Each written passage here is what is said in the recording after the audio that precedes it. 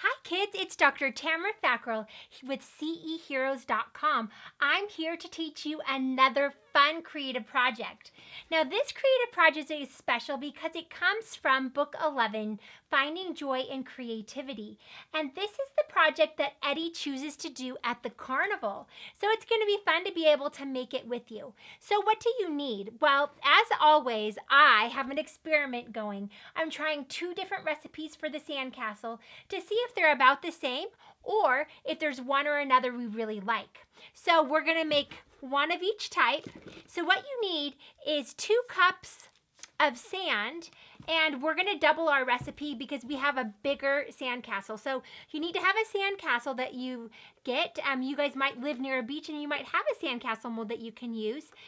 You can do bigger or smaller, but however big your sandcastle is, you'll need to have as much sand to fill up that sandcastle. So I'm going to double my recipes and maybe even triple them. We'll have to see how many are needed. So you'll need 2 cups of sand.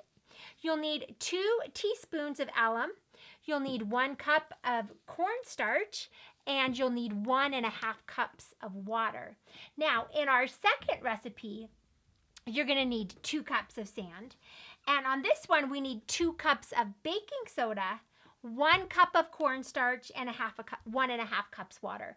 And so we're trying to see if you have to buy the alum or if you might be able to use the baking soda that you have at home.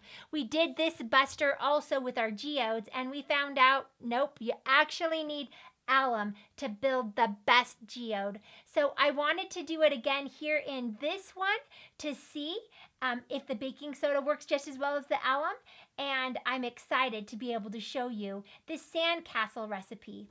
What we're going to do is we're going to mix the ingredients together in a saucepan, and we are going to cook it until it gets to the right consistency.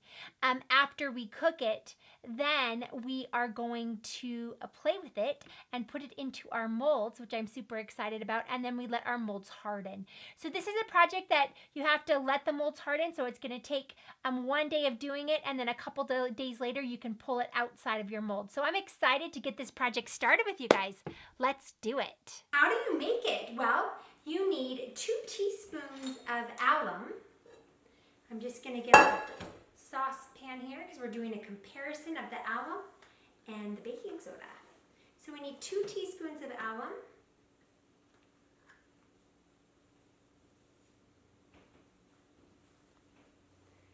And then 1 cup of cornstarch.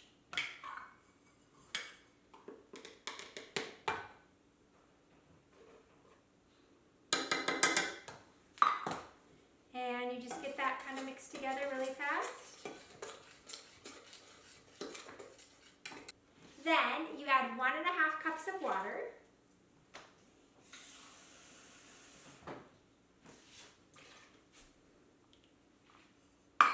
Then we're going to add our sand, 2 cups. Now here's the thing, is we don't really know how big our molds are. And so what I did is I took a cup and I figured out how many cups fit in my sandcastle. Mine fit 10 cups of water in it. And so from there you can kind of figure out how many batches you're going to need for your sandcastle.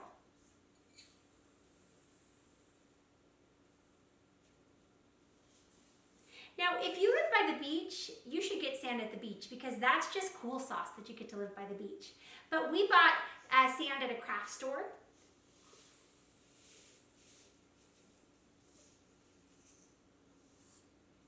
And then what I decided to do is to blend different colors into mine to kind of make a mixture. I thought that would look really cool. But if you want to, you can get sand of the same color and just use your same color. So obviously the choices are yours, but we decided to do a blend of colors.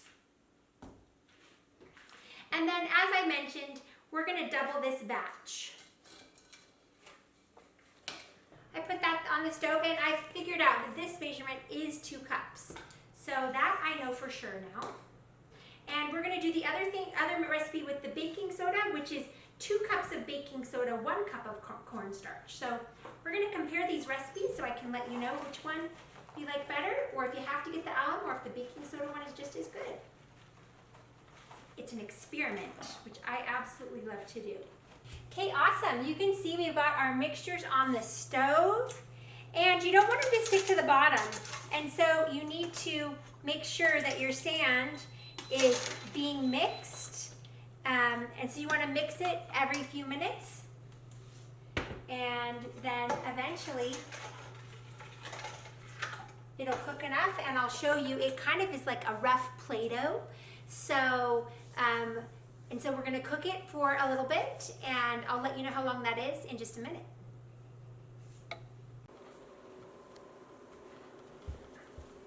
Okay, you can see that our blue mixture is almost ready. Do you see how thick that is? Whereas our pink mixture and purple, not ready yet because it still has all that water on top. So you're waiting for the sand to form without any mixture on top. And the blue is just about ready. So this is really exciting and fun. Okay, we got it ready, and it's really hot when it comes out of the pot. We already mixed the blue one over, and now you just put it onto a cooling sheet. Okay, this is really fun. And so then we're just using a spatula to get all the sand off.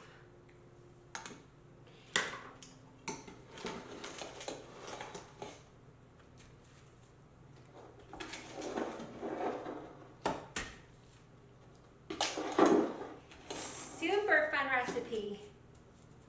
Really love it. Now you don't just have to do sandcastles. You guys could do a mold of any type. So you could make smaller batches or bigger batches.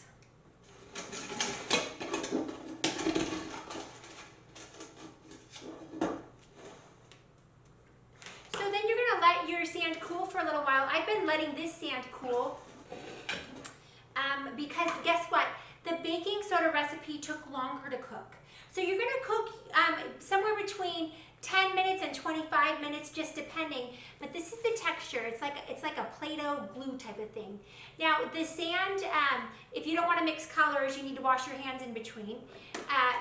But so we made this. We ended up doing. I added a little bit of white sand in as well. I did half of a recipe of white. So we have 5 cups of sand here, and I told you that this is a 10-cup recipe. But there's other mixtures in it, so I wasn't sure how much sand we'd need, so we'll have to kind of do the recipe. Now the reason that Eddie could do this is at school is because guess what? This kind of fun sand, it will last for a couple days. So you can actually just bag this and play with it. You don't have to mold it, or you can mold it at the end. So what Eddie did in the Find Joy and Creativity book is he made it and then brought it to school the next day for the kids to do smaller molds. So that's really fun, and then they got to take the mold home. So we are going to put the sand into the mold. And when you put it into the mold, if you've made sandcastles at the beach, you know you kind of have to press down to make sure that you get all of the dimensions that you want. And of course you want to make sure that your sand is cool. You wouldn't want to do it when your sand's hot. That's why I can't use that sand. It's cooling down right now. Well, here is what I've discovered is that 5 cups of sand was not enough to fill my 10 cups. So I'm going to have to do another little recipe of a little bit more sand to add to the bottom of my castle. So I'll let you know the ratio when I get it all figured out.